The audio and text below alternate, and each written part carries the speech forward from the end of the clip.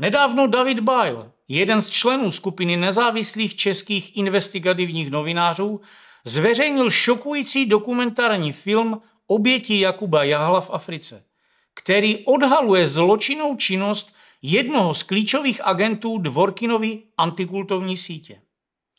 Předmětem jejich vyšetřování se stal Jakub Jahl, tvář antikultismu v Česku. Jeho jméno už zaznělo v mých předchozích dílech. Uplynula jen velmi krátká doba a film už otřásl celým Českem a Slovenskem. A dokonce se rychle rozšířil do zahraničí v různých jazykových verzích. Tisíce sdílení, komentářů, reakcí lidí v různých jazycích a všeobecné společenské zděšení.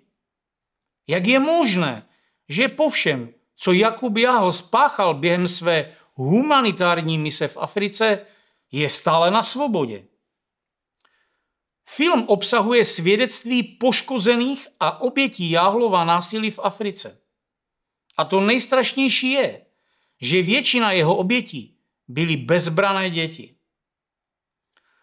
Víte, existují témata, u kterých člověk cítí nutkání je okamžitě zavřít jako záložku v prohlížeči.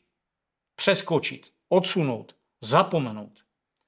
Protože jsou natolik příšerná a tragická, že je těžké je vůbec slyšet, natož je analyzovat.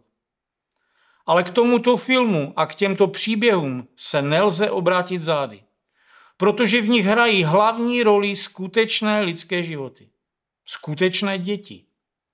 A zcela reálný je i Jakub Jahl. Podle výpovědí jeho obětí sadista a maniak, který je znásilňoval a řezal nožem.